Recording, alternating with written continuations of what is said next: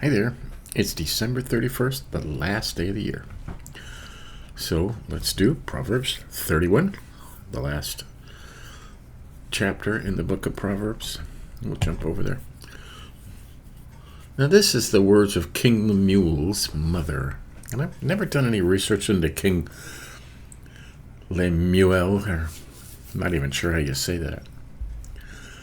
But I know that this, most of this, like especially the virtuous wife part, was an old poem. It's called an acrostic poem. And acrostic poems were written along each line uses a successful letter of their alphabet. This would be the Greek alphabet, alphabeted delta gamma. And it would be like the ABCs, like an ABC book for children today. A is for this, and B is for this, and B, C is for this, and that's the way it was written. It loses all of that in the translation, of course. But still some good advice. So we'll read the words of King Lemuel's mother. The words of King Lemuel, the utterance which his mother taught him. What, my son, and what, son of my womb, and what, son of my vows, and what, and what, and what. And over here in the New Living Translation, it says, O my son, O my son. Do not give your strength to women, nor your ways to that which destroys kings.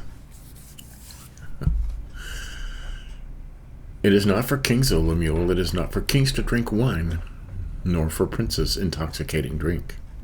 Right? Royalty shouldn't drink alcohol, lest they drink and forget the law, and pervert the justice for all the afflicted, or sons of affliction. Now this part right here has been used a lot. Give strong drink to him who is perishing, and wine to those who are bitter of heart. Let them drink and forget his or their poverty, and remember their misery no more. So, a lot of people have used it. See, God wants you to drink beer and be happy. It doesn't really say that. It says let the,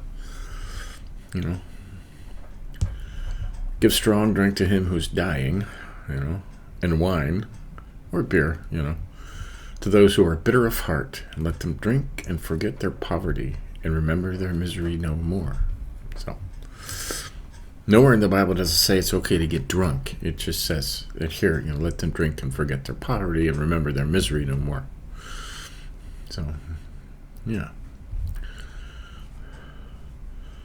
There's enough parts in all over the Bible that tell you about the dangers of drinking. Solomon went into great detail on it in one of his chapters, about how you're always drunk and how you always want to drink and you don't remember anything, and people beat you up and you don't feel it. You just wake up with a black eye and you're like, how did I get this black eye? And, yeah. Okay, verse 8. Open your mouth for the speechless. In the cause of all who are appointed to die, open your mouth, judge righteously, and plead the cause of the poor and needy. And I like it over here. Speak up for those who cannot speak for themselves. Ensure justice for those being crushed. Yes, speak up for the poor and helpless and see that they get justice. Right. That's important. People with money will always take advantage of people without money. That's just the way they are. Because money corrupts. The love of money corrupts. Money itself is just an object. Okay, here we are, the virtuous wife. This is the acrostic poem. Who can find a virtuous wife, for her worth is far above rubies? The heart of her husband safely trusts her, so he will have no lack of gain. She does him good and not evil all the days of her life. She seeks wool and flax, and willingly works with her hands.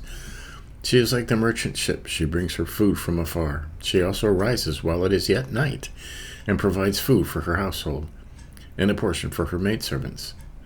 She considers a field and buys it. From her profits she plants a vineyard. She girds herself with strength, and strengthens her arms. She perceives that her merchandise is good, and her lamp does not go out by night. She stretches out her hands to the distaff. What is that? Okay, that's a spinning wheel, spinning thread. and her hand holds the spindle. She extends her hand to the poor. Yes, she reaches out her hands to the needy. She is not afraid of snow for her household, for all her household is clothed with scarlet, warm clothes. For everyone has warm clothes, it says over here. She makes a tapestry for herself. Her clothing is fine linen and purple. Her husband is known in the gates when he sits among the elders of the land. She makes linen garments and sells them, and supplies sashes for the merchants. Strength and honor are her clothing. She shall rejoice in time to come. She opens her mouth with wisdom, and her tongue is the law of kindness. She watches over the ways of her household, and does not eat the bread of idleness. Her children rise up and call her blessed, her husband also, and he praises her. Many daughters have done well, but you excel them all. Charm is deceitful, and beauty is passing. I like that. Charm is deceitful, and beauty is passing, but a woman who fears the Lord shall be praised. Give her the fruit of her hands, and let her own works praise her in the gates. Right. So, that is all of Proverbs. That's the last chapter. I didn't highlight too much in here. I mean, just, stuff people talk about, It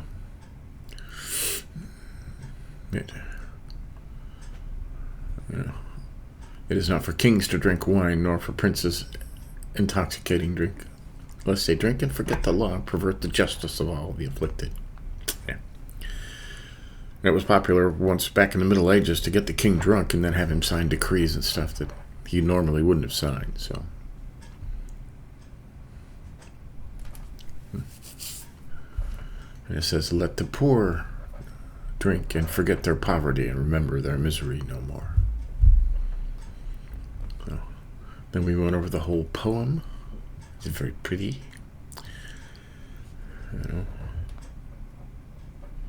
About a very, very busy wife.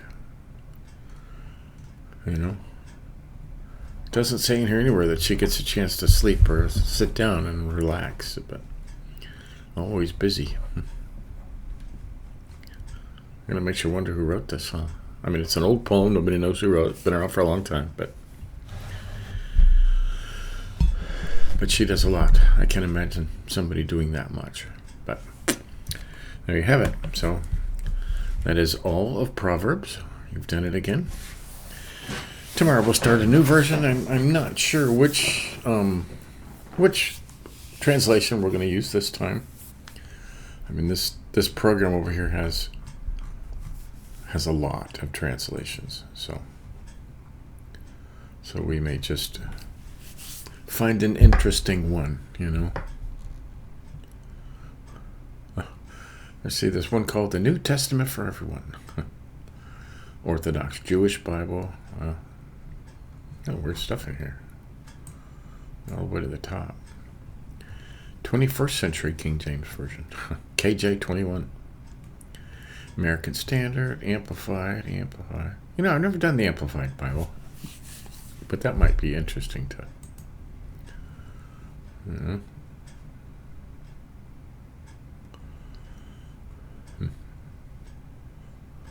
It has lots of weird things in it. So, but yeah, we'll maybe do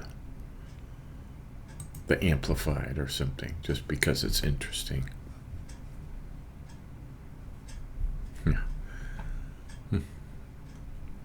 But there you have it. I'm getting off on a tangent over here and looking at the different versions, but that was Proverbs 31, and we've finished another book of Proverbs for the month, and we'll start over again. I think this next one will be the 5th reading through Proverbs, and I learned a lot. I mean, I've got a lot of stuff committed to memory, and I'm going to keep doing it until I can look at everything and go, oh yeah, and bring it up. So, have a good New Year. Stay out of trouble. Have a good evening. Pray. Be humble. See you next time.